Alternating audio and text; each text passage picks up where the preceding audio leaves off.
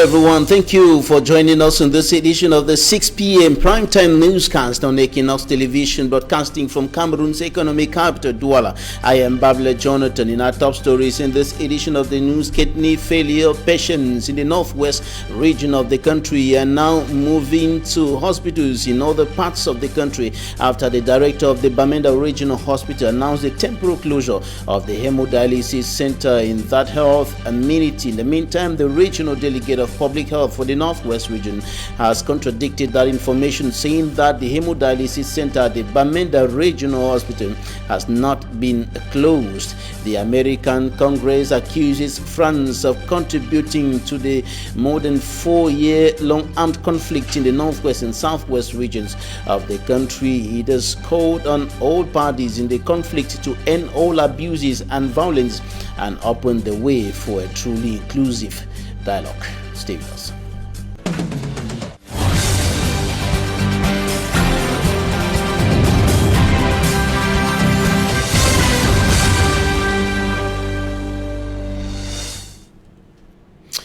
Ghost towns imposed by pro-independence fighters in the northwest and southwest regions of the Republic of Cameroon remains a difficult, not just too difficult, for administrative and municipal authorities to crack. Municipal authorities in some parts of the two English-speaking regions of the country have waged a war against Operation Ghost Town, but the ghost continues running through the streets of major towns of the northwest and southwest regions of the country, and even in the remote parts of the country, Ghost Town is still being respected on Mondays. Today, the town of Bamenda was ghosted, even though the city mayor had announced that 2020 should have died with the Ghost Town phenomenon. Details with Sumanjikan Gabriel. December 24th, 2020, Paul Tambeng, the city mayor of Bamenda, says Ghost Town will be history in 2021. May not try that trip, don't go work again. All we go assemble like one man. All we go tell the people the way they know one will prosper. So we don't test that the assault and don't become bitter for we mouth. I will not want them anymore. This was during a rally that pulled some business persons around the commercial avenue of Bamenda. The gathering, according to the city mayor, was one for the population to say no to Ghost Town and yes to development. After his outing last year, on the first Monday of the year, the streets of Bamenda were quiet.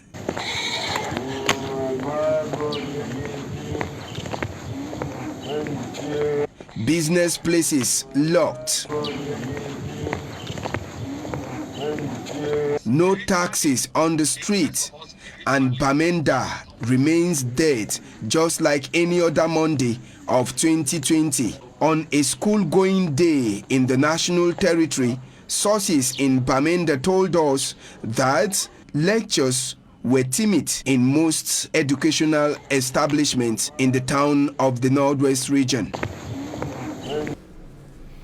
And the ghost town phenomenon equally imposed itself on the town of Buea, southwest regional capital today. Information streaming into our studios from the southwest region indicates that streets were deserted in areas including miles 17, 14, and 16, and equally the Munya neighborhood of the town of Buea. The people stayed indoors for fear of the unknown within the context of the 4-year-long armed conflict sweeping across the northwest and southwest regions of the country.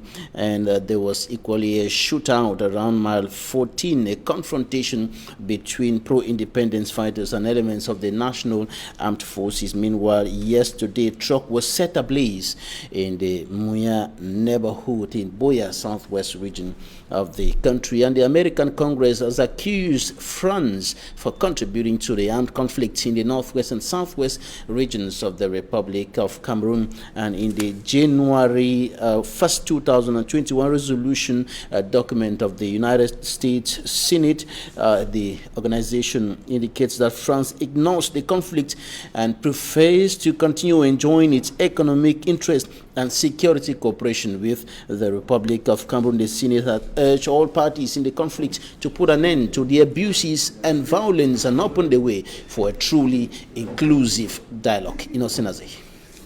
The Senate of the United States, in its first resolution of 2021 on the 4-year-old armed conflict in the northwest and southwest regions of Cameroon, criticizes the role France plays.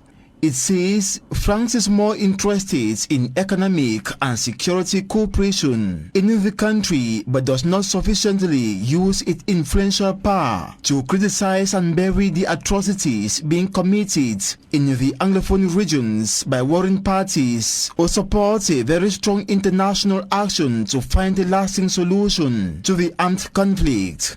On the other hand, the Senate of the United States, in its 15-page resolution document published on January 1st, 2021, adopted Resolution 684 related to the Anglophone crisis, which condemns all abuses committed by the military and separatist groups, with endless pressure on the government of Cameroon to adhere to its responsibility to guarantee security of people and protect their constitutional rights, irrespective of their identity or political opinion. In the same resolution, the U.S. Senate urges all belligerents of the conflict, the government of Cameroon, U.S. offices in charge of external relations, to take specific and stringent measures to resolve what it terms ongoing civil war in Cameroon.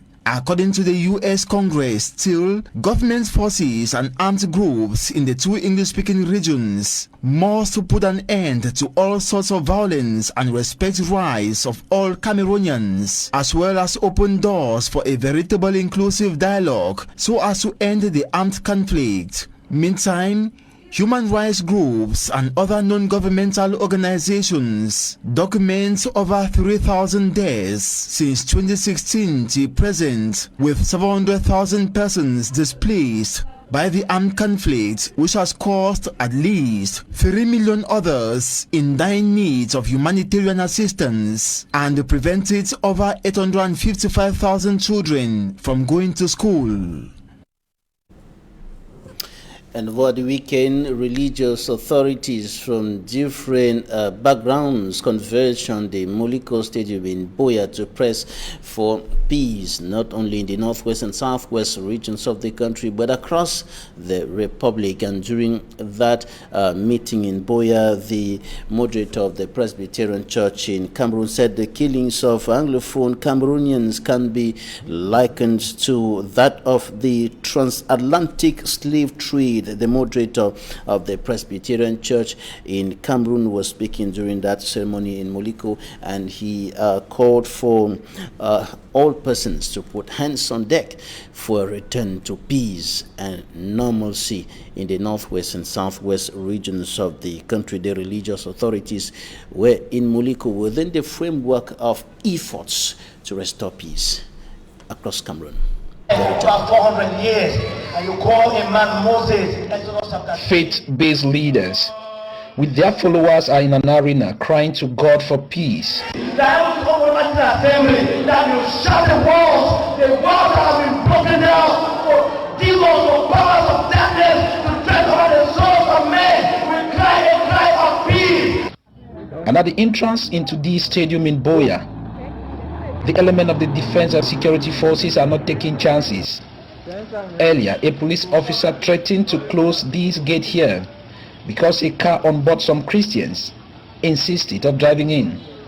A region that nothing or no one is trusted indicates that this zone is still a red one. I was addressing the Methodist World Conference meeting in London, UK. I called the attention of the global community that the death of Anglophone Cameroonians is akin to the brutality of the ancient transatlantic slave trade. And this is as a result of selfish wars, diplomatic hypocrisy, and an unfair distribution of global economy and natural resources. Therefore, to have a sane world and to appreciably deal with terrorism is to be honest about issues of injustice, inequality, hypocrisy, dominance of one group of supposedly superior people over the others. From one clergy to another, they begged God for mercy as the nation get into 2021.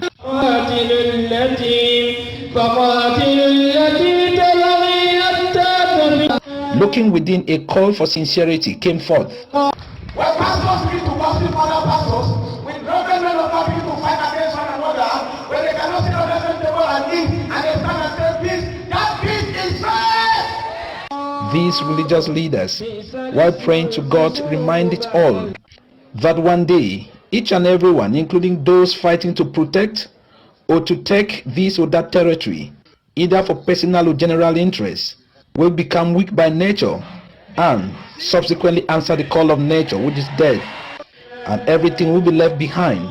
So why killing each other? These faith-based religious leaders said peace is all that Cameroon needs, and God is the giver of peace. Thus, from the highest office of the land to the bushes, everyone should call on God for peace. In peace, He is glorious. After the director of the Bamenda Regional Hospital announced that the machines in the hemodialysis center have gone out of use, kidney failure patients are now moving out of the region to other hemodialysis centers in different parts of the country. The director announced the temporary closure of the hemodialysis center. In the meantime, the regional delegate of public health later released another communique indicating that the center has not been closed and that the Ministry of Public Health was in the process of replacing the machines in the hemodialysis center. Details with Fomi Armstrong-Sanda. Created in 2009, the Bamenda Hemodialysis Center is a presidential project, but unfortunately with a lot of lapses. Neglected and plagued with successive problems over the years, the lone hemodialysis center in the entire Northwest region has never been given a resident technician over 12 years of its existence. Any breakdown of the few machines at the Bamenda Hemodialysis Center had to be reported to the ministry for a technician to be dispatched from Yaoundé, Betua or any other region in Cameroon for repairs, according to patients in Bamenda. By May 2019, the center had just 6 functional machines to save over 65 patients, far below the standard ratio of 4 patients per machine. A situation that forced patients in Bamenda to reduce dialysis from 4 to 2 times a week, despite the risks and complications involved. The already bad situation did not get better, as the already old machines were continuously overused without proper maintenance, according to patients in Bamenda.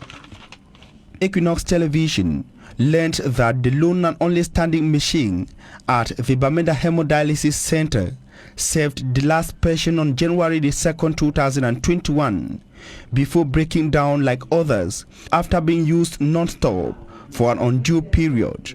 Conscious of the life-threatening nature of the situation to kidney patients in Bamenda, the director of the Bamenda Regional Hospital, Dr. Dennis Same, advised dialysis patients to seek treatment in other dialysis centers across the country. The director, in his communique published on the 3rd of January 2021, said the Bamenda Hemodialysis Center had been temporarily closed after the acute breakdown. Few hours later, the Northwest Regional Delegate of Public Health, Dr. Kingsley Cheso, came up with a contradictory communique, refusing the closure of the center, but at the same time failing to say if a single machine of the center was working. Chair Kingsley so controversially asked hemodialysis patients to be patient and wait for an eventual solution for a period which he could not specify. A dialysis patient from Bamenda the people, finding out the challenges that they are facing with the difficult socio-political situation further compounded by the coronavirus pandemic and other difficulties of life, notably hardship and other challenges that they are facing. The Richard reports. He was here some 10 months ago to ask for the population to trust him and entrust him with their powers to be their representative in the Cameroon parliament. And that the people did. And today, Honorable Malumba Esembe is a member of parliament representing Buea Urban constituency in Fako division of the southwest region of Cameroon.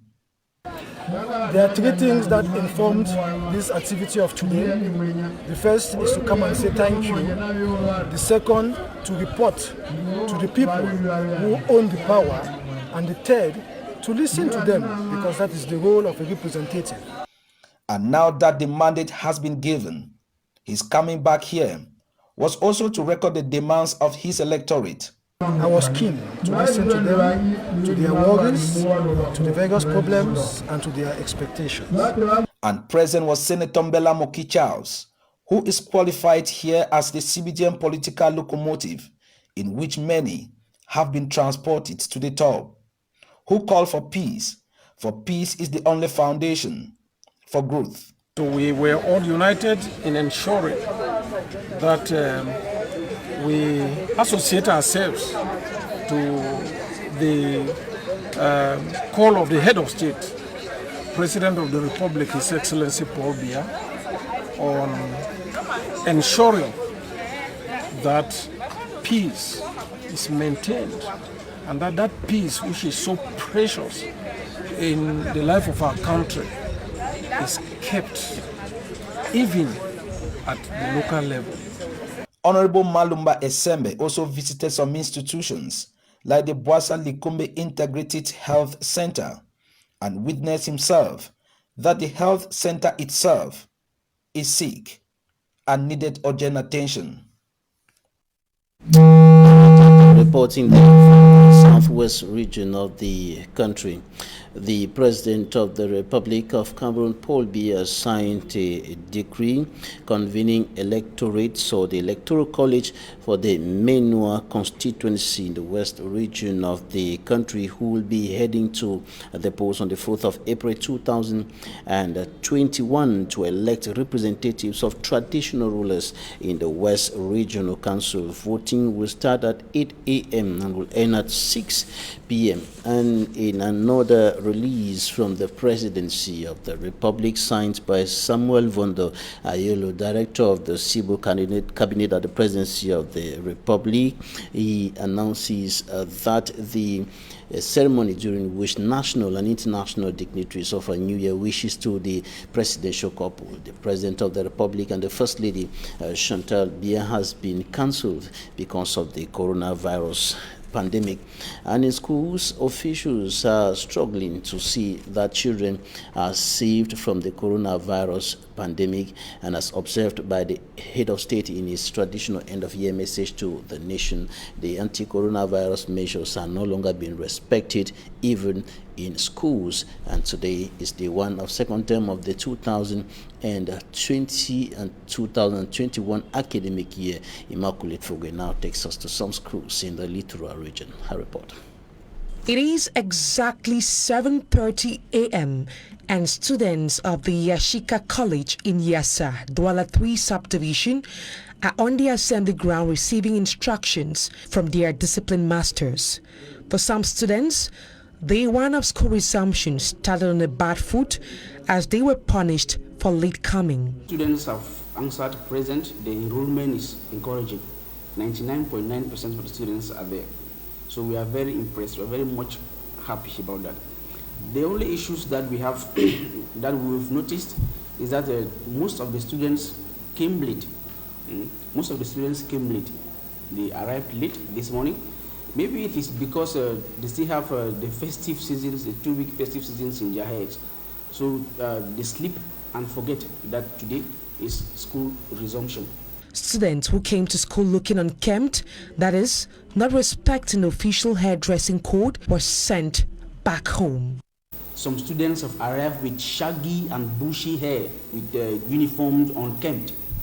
And we've asked them to go back, we've sent them back home to go and keep their hair and uniforms kempt before coming back. That is so for some cases of indiscipline that we've witnessed.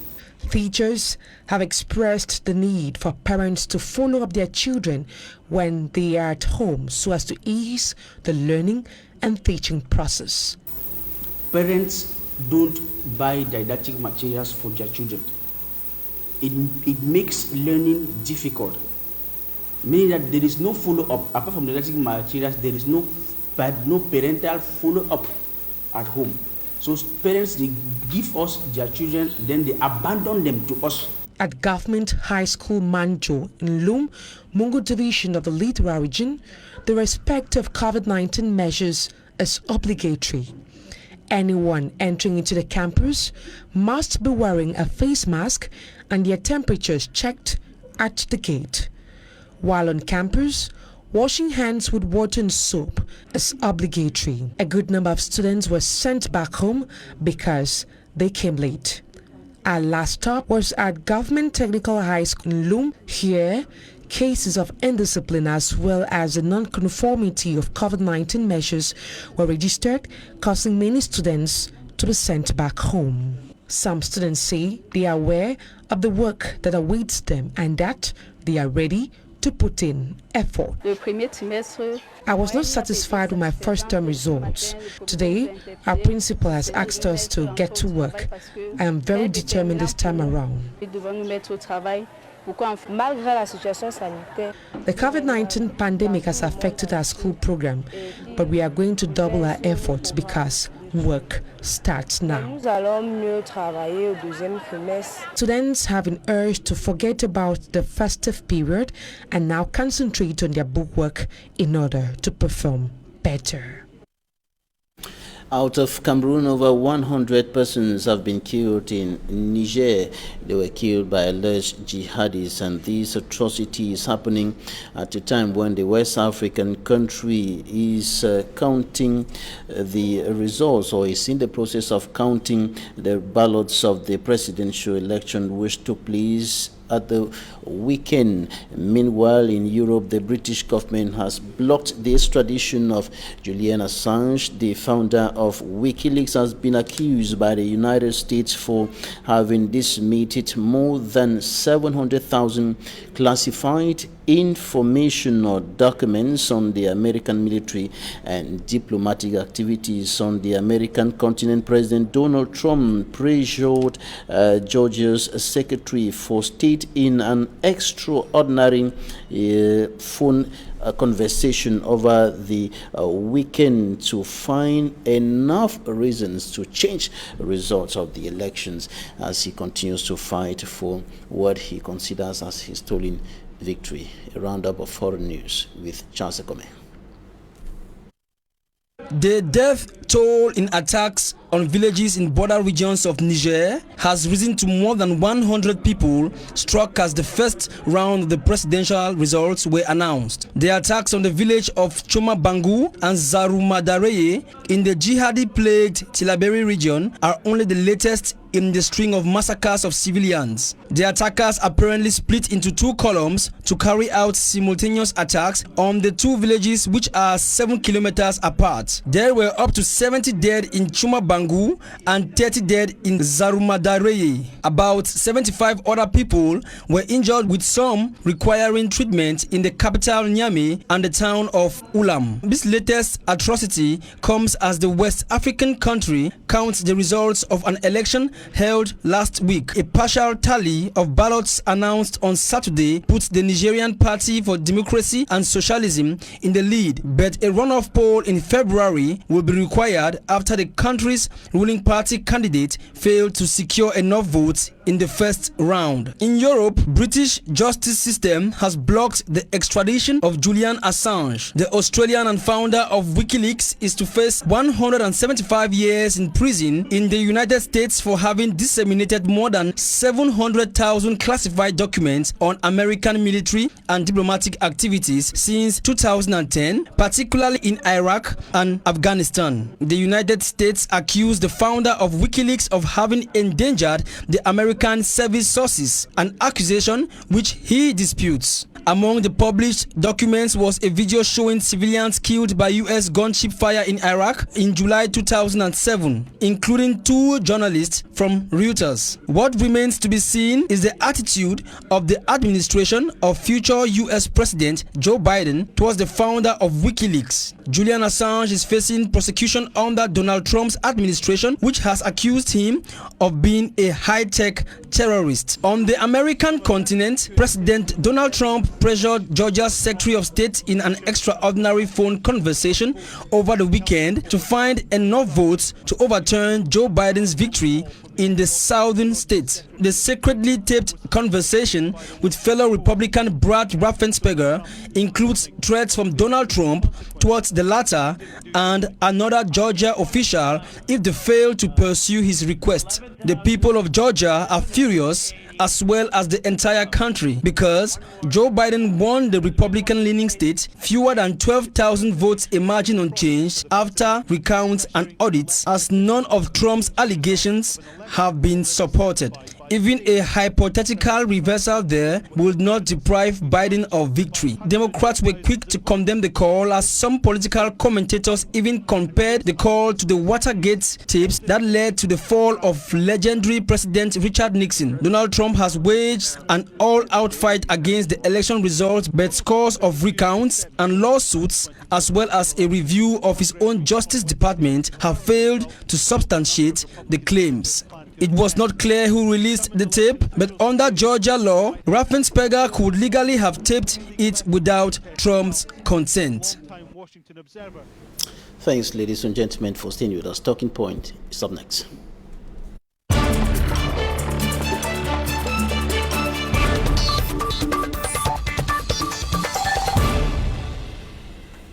Thank you for staying with us in Talking Points. Today we are receiving Honorable Ngala Gerard. He is the Member of Parliament for Dongamantum Centre constituency. Honorable, thank you for joining us today. Thank you, Babila. Thanks for having me, and Happy New Year to you. Same to you. And I want us to start with this problem in the northwest region of the country. Kidney failure patients are in trouble. They're moving out of the region, some heading to Yaoundé, some thinking of going to Betua and other parts of the country, Douala and so on, to seek for medical attention, because the director of the Bamenda Regional Hospital announced the temporary closure of the hemodialysis center on grounds that the machines have gone out of use. Well, thank you very much.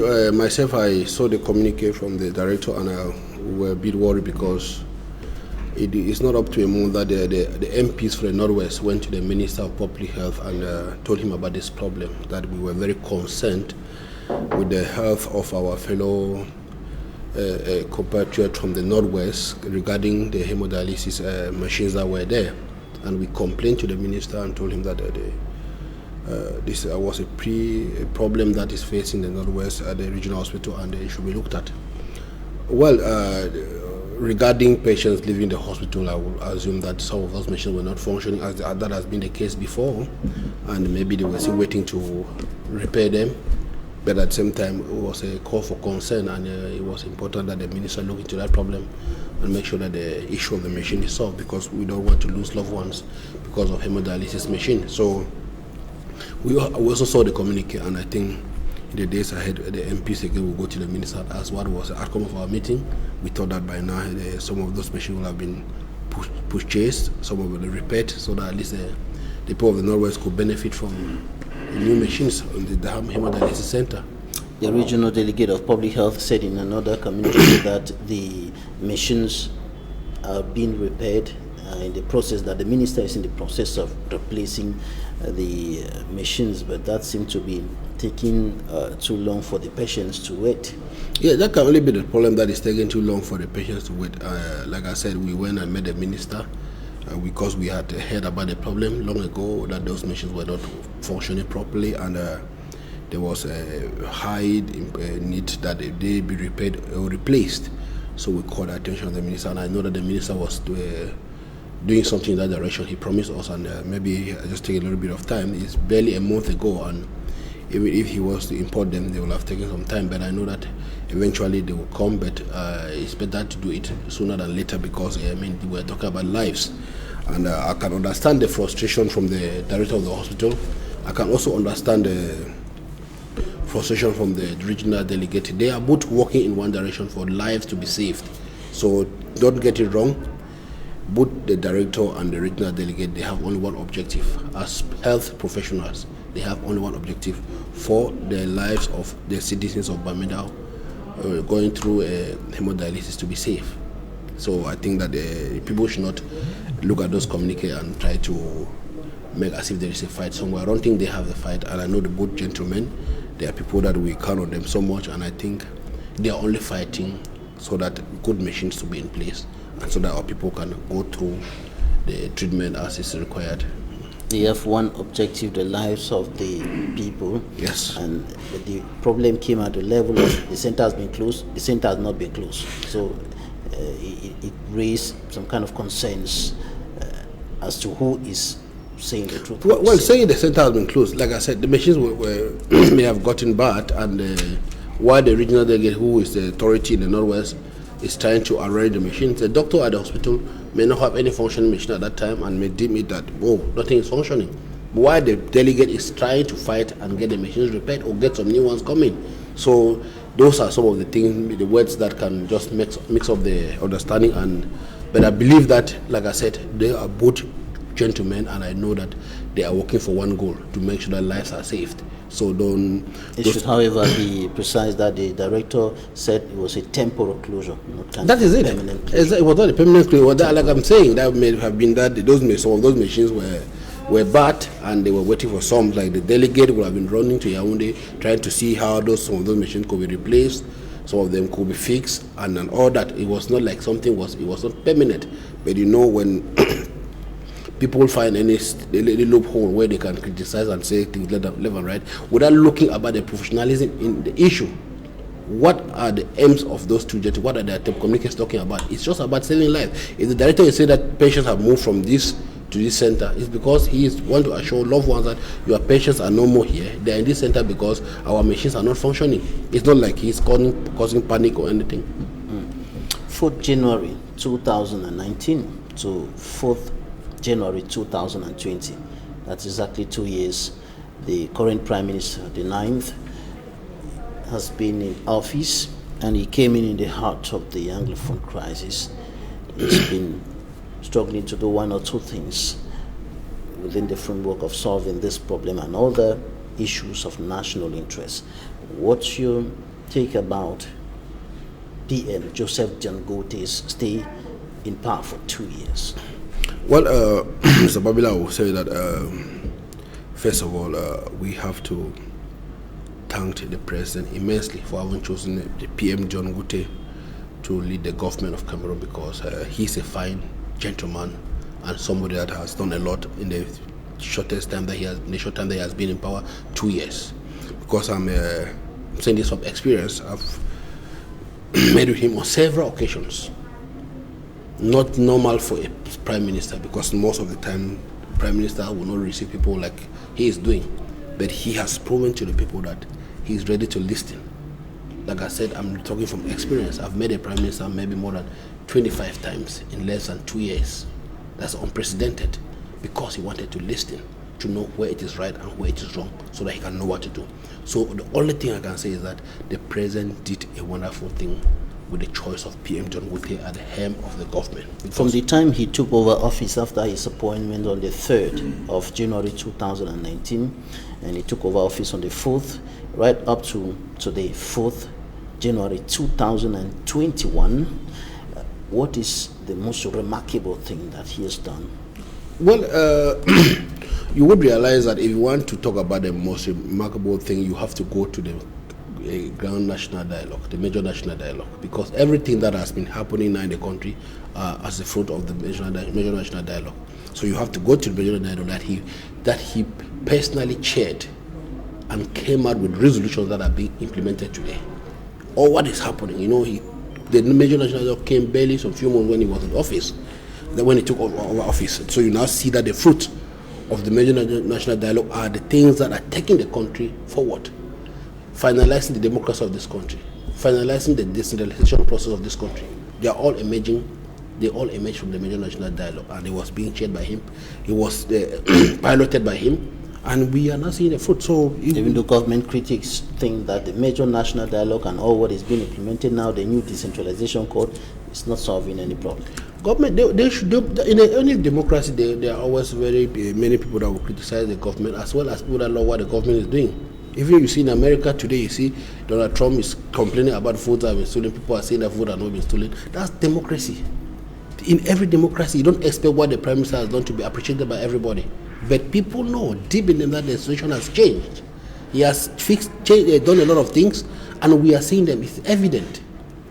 We now have the regional house put in place. Let me tell you something, Babila. Immediately we left the national dialogue. 3 months after the national dialogue, people were complaining, where is the special status? But they didn't know that we had to have regional councillors put in place before the regional status could be put in place. They didn't know about all this, but they were criticizing. So it is normal. Sometimes it's ignorance, but sometimes we believe that people just want to criticize because they feel that criticism exists and they must do it. But we know that Prime Minister John Wote has done a remarkable job as far as the crisis is concerned. One of the main objective that was at stake while the president appointed John Wote was to make sure that the country moved forward in a peaceful manner, and to make sure that the crisis in the Northwest and Southwest was, it reduced so that peace could eventually reign. So I believe that he has been doing it, not only the Northwest and Southwest, in other regions. So we are proud, and I'm proud that he has done what the president expected of him, and even maybe more. And we pray that God should continue to guide him, to give him the strength and the wisdom to continue leading the government as the president and the prime minister. Now, despite all what he has done, and all what is happening, all what's been done on the ground, like the president himself indicated in his end-of-year address to the nation, an atmosphere of terror is still reigning in those two regions. There is still violence, there is still killing, there is still destruction of properties going on. And one of the things that has continued resisting even the efforts of municipal authorities is the ghost town phenomenon. In the town of Bamenda, for example, the city mayor said to the people that 2020 should go away with the ghost town phenomenon, and it shouldn't be carried on to 2021. But today was the first Monday, 2021. The streets were completely deserted in Bamenda today. Yes, Babila, you should know that the president is talking about the two regions still in the state of terror, but he was very precise. Terror being instilled on the population by the sons and daughters of that population of that area. You understand? Because the greatest terror we are having now is from those who call Amber Boys, who are either former prisoners, people with whom you were living in the villages and knew that this was a thief, an armed robber, and you decided to support him in 2017, 2018 as an amber fighter. And now that the people in the diaspora could no more afford money to send to them on the ground, they started kidnapping the very people that were supporting them in 2018. They started kidnapping the very people that were giving them money to buy weapons in 2018, 2019. They are not kidnapping Galajarat. They are kidnapping people who are supporting them. Because these are thieves. These are armed robbers. They are not fighting for any genuine cause for the Anglophone people. And a thief remains a thief. Because whatever you do, he will come back. Anytime that he's hungry, he will come back to kidnap you. Because I don't understand how you see Northwest and Southwest young boys who claim to be Amber Boys killing their own brothers and sisters, burning trucks and vehicles of their own brothers and sisters, killing their own and kidnapping their own phones in the name of struggle, and stopping children from going to school. This does not happen anywhere in the world. So how do you call this? This was a cause, like I always say, by the teachers and the lawyers. We all supported. We wanted justice for the Anglophone community. We wanted those things that were being requested by the consortium to be put in place by the government. And the government has done all this. We don't go to the extent of killing our own because we think that we're fighting for a struggle. Now everybody who is fighting to be a chief will send an armor boy to kill a brother who is a chief so that he takes over. Is that what we're looking for? That is not correct. Those words you just used now, armed robbers, thieves, those are the same descriptions that the President of the Republic has been using. Those are the same words that he has been using, and people like Dimancho Michael think that these words are contributing to worsen the situation. No, I'm talking radicalize many more people and send them to the. It's not about let me tell you, but I'm on the field. I'm on the field, on the ground. I go to Camer, I'm on the field. We know, you know what these boys are doing. When you kidnap an old mother who is in the village, and when he pays out a certain ransom and you release him, have you achieved any independence? You've not achieved anything. That's armed robbery. When you come and take somebody with a gun to the bush and you collect money from that person, what are you doing? Has kidnapping that person given you the country you were fighting for? No. So how do you call that? Tell me. When you stop a vehicle on the way and ask the driver to give you all the passengers' fare so that you take it away, what are you doing? Is that not armed robbery? Please tell me if it's different. Because that is what is happening. You either give the money, or they kidnap you, or they come and burn your car because you are not giving the money, or they come and burn your house. How do you call that? They are not doing that to the military. They are doing that to their own brothers and sisters. You see an old mother in the village who has struggled to go to the farm, harvest potatoes, and be able to sell in the market, and a boy come and hold her at gunpoint to collect money from her. How do you call that? That is a struggle. What do you mean by the struggle? The President of the Republic reiterated his call on the civilians carrying guns to come out of the bushes and go to the DDR centers. This he has been doing for the past 4 years, for the past years during which the crisis has been on, and the guns are still in the hands of the civilians. Many of them, they are still in the bushes. Why is it difficult for this call to be responded? Mr. Babila, I will tell you that those who were fighting genuinely, who were being deceived, who were not armed robbers, who were not thieves, had already left the bush. That I will tell you that 90% has left the bush. Those people remain in the bushes. They know why they are there. You will not imagine an armed robber who was locked up in jail, broke out of jail to join the struggle, to come and drop down his weapon and go to jail. We know them. Those who thought that, who were being deceived, like I said, and thought that an imaginary country was going to happen, joined the struggle and were fighting, have already left the bushes.